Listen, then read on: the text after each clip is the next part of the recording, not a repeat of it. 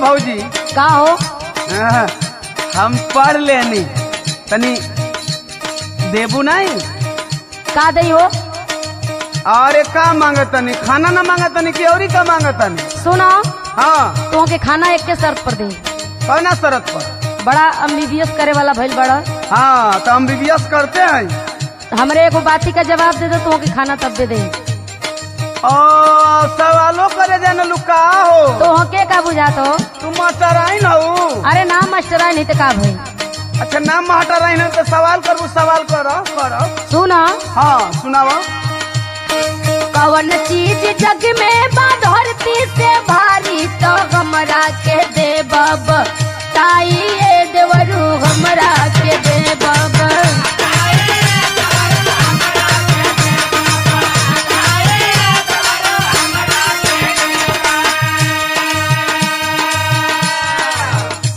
Master आई मना तारी बहुत बड़का सवाल कर देली। तू बड़का पढ़वैया भइल बड़ा। हाँ हम बीबीएस करते हैं। हाँ तो बताओ। हाँ सुना तेरे सवाल का जवाब आता तनी। अरे बताओ बताओ। ई तो हम गदहिया गोल में पढ़त नहीं तहिए के जानत है। हाँ। पाप बाटे दुनिया में धरती से भारी तो जई हजनिए में लपटाई ये भौजी जई हजनी।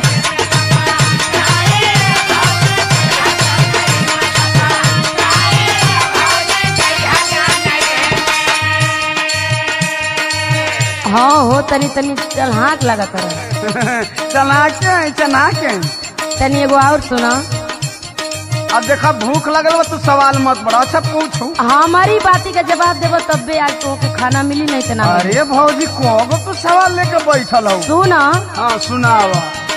पानी से पातर का जग के मझारी तो बटला से नहीं वो राई ये देवरू बटला से नहीं।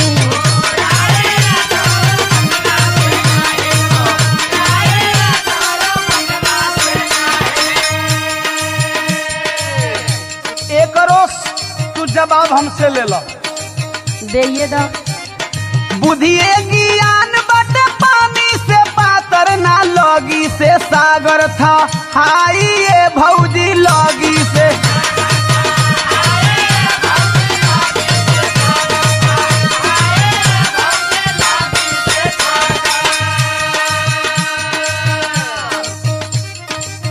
तनी है तीसर की लाइन का जवाब दो।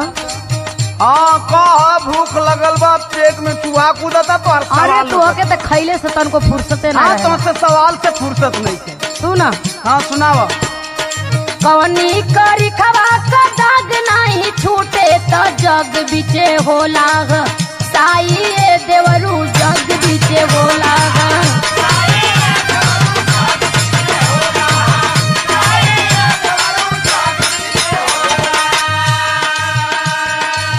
सुना बोला। जग बीच कोई के कलंक यदि लागी तो साबुन से नहीं धो वाई ये भौजी साबुन से ना।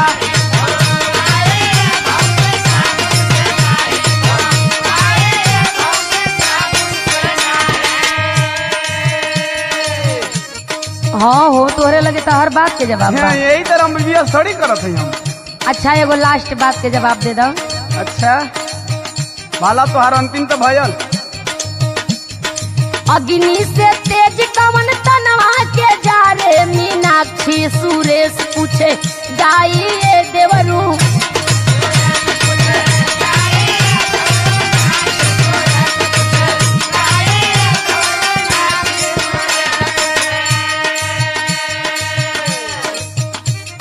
अंतिम सवाल का जवाब सुनल तो जान जाए कि हाँ तो तहार देवर कितना तेजू खावा।